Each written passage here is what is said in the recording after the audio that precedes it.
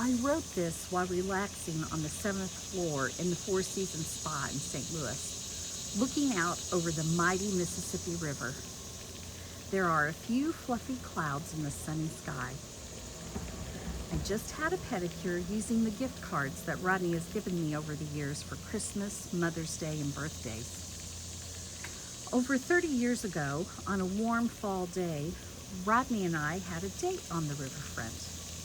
We might have gone up in the arch, but I do not remember. I do remember that Rodney had written a letter and signed it, "Love, Rodney."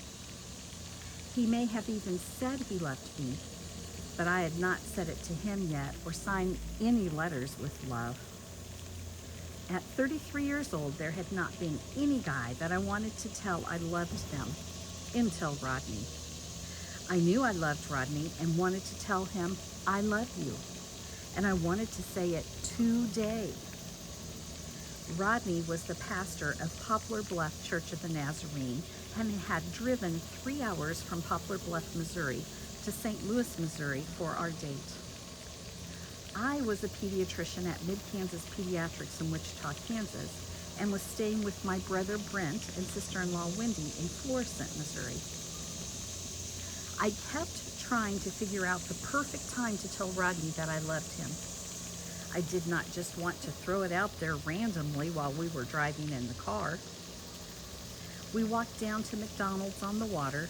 It was kind of like a riverboat, but stationary, to have an ice cream cone.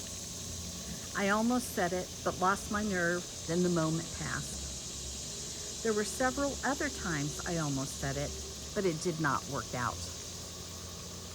It was about time to leave, and we were in a grassy area somewhere between the arch and the Mississippi. I knew I wanted to tell Rodney I loved him.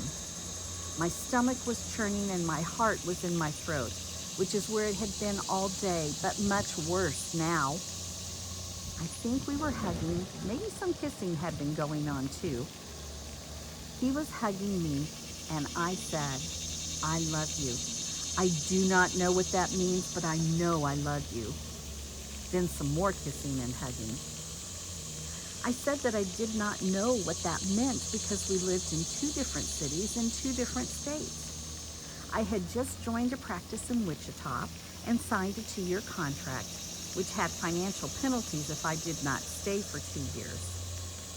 He was the pastor of the Church of the Nazarene in Poplar Bluff, Missouri.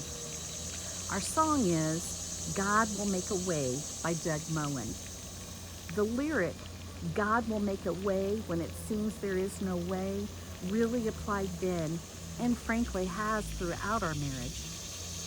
Rodney heard it on the radio driving in pouring rain to Poplar Bluff from St. Louis after visiting a parishioner in the hospital. God made a way. Rodney felt called to Kansas.